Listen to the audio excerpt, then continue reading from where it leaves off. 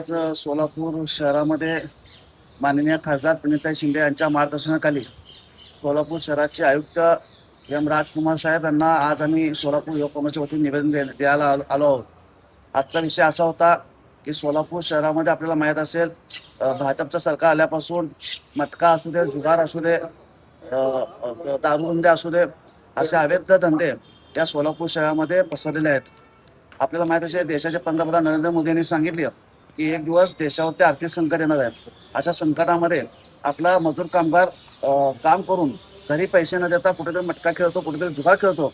अशा परिस्थितीला सामोरं चाललाय. इकडे युवक वर्ग मावा खातो, दारू पितो आणि इथे सुद्धा पैशाची अडचण मोठ्याप्रमाणात कुटुंबाला सोसावी लागते.